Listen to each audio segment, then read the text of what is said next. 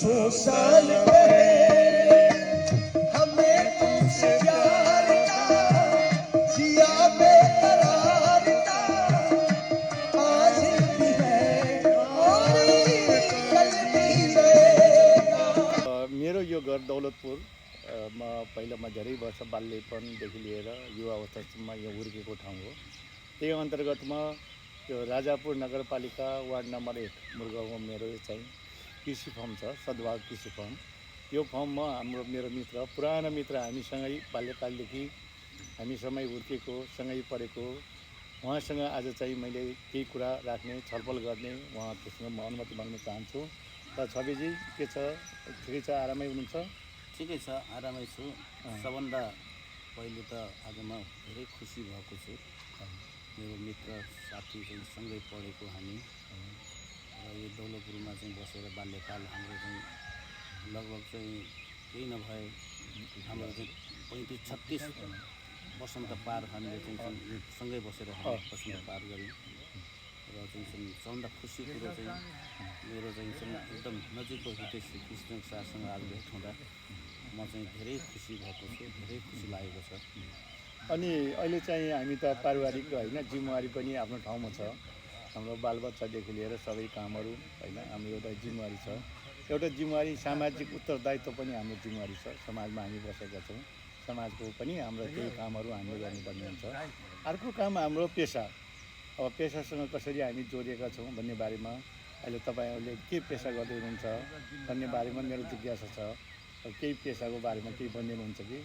धन्यवाद चाहिँ मित्र चाहिँ कृष्ण शाह।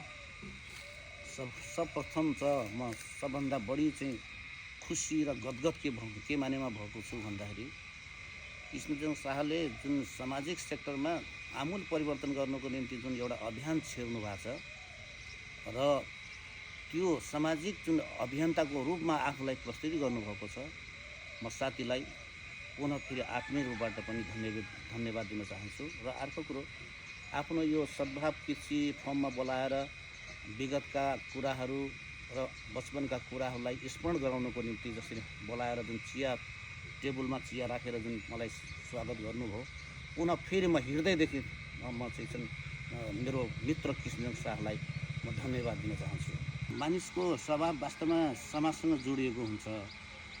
प्रत्येक व्यक्ति समाजसँग जोडिएको हुन्छ। समाजसँग जोडिएर समाजका हरेक चिजहरूसँग चाहिँ उसँग चाहिँ जोडिएर समाजका केही कुराहरू चाहिँ उसले चाहिँ एसेम्ब्लेट गरेको हुन्छ, आत्मसात गरेको हुन्छ।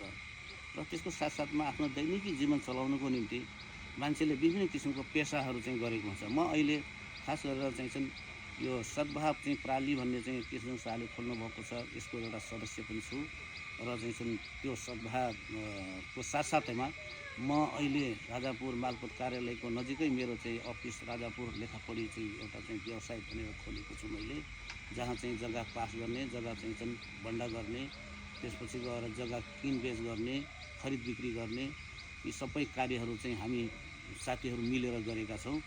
र म आफ्नो जीवनपार्जन गर्नको निम्ति आफ्नो चाहिँ यो उमेरसम्म जसरी म लागेको छु र मलाई लाग्छ यहाँका चाहिँ सम्पूर्ण चाहिँ यहाँका के अरे चाहिँ यो 11 गाविसका यहाँका आदरणीय दाजुभाइ तथा दिदीबहिनीहरूले यो सद्भाव चाहिँ जुन हामीले चाहिँ जुन प्लट यो के अरे एउटा प्राली खोलेर जुन चाहिँ किसिमको जग्गाको कारोबार गर्न खोजेका छौँ र यसलाई सहयोग गर्नुहुन्छ। र हाम्रो यो सद्भाव चाहिँ जुन चाहिँ प्राली छ, यो प्रालीको ढोकाभित्र छिरेर जग्गाको कारोबार गर्नुभयो भने तपाईँलाई हरेक दृष्टिकोणबाट सुरक्षित हुन्छ जस्तो मलाई लाग्छ। त्यस कारणले यो प्रालीलाई पनि सहयोग गरिदिनको निम्ति म अनुरोध गर्दै म पुनः फेरि चाहिँ साथीतिर जानेछु। धन्यवाद छ। धेरै महत्त्वपूर्ण कुरा राख्नुभयो मेरो मित्र छविराज भट्ट। आज धेरै वर्षपछि यसरी बसेर हुन त भेटघाट हुन्थ्यो, ठाउँ बसेर यस्तो छलफल गर्ने मौका मिल्यो। म आज एकदम ह्याप्पी छु। अवसर पाउनु भनेको मेरो लागि धेरै राम्रो कुराहरू हो। यसको सन्दर्भमा हामी पनि लखनऊमा हामी पढ्दाखेरि होइन विभिन्न फिल्म हलमा हामी फिल्म हेर्न जान्थ्यौँ। त्यस्तो पुरानो एउटा गाना, एउटा फिल्मका गानालाई सुनेर अलिकति मनोरञ्जन लिउँ साथी, हुन्छ? र चाहिँ खास गरेर चाहिँ अब कृष्ण शाह र म हामीहरू चाहिँ अब त्यति बेला चाहिँ फिल्म पनि हेर्थ्यौँ हामीले। त्यति बेलाको चर्चित फिल्म चाहिँ अमिताभ बच्चनको नमक हलाल भन्ने फिल्म थियो र त्यसको गाना चाहिँ पनि धेरै राम्रा राम्रा गानाहरू थिए छन् त्यसका।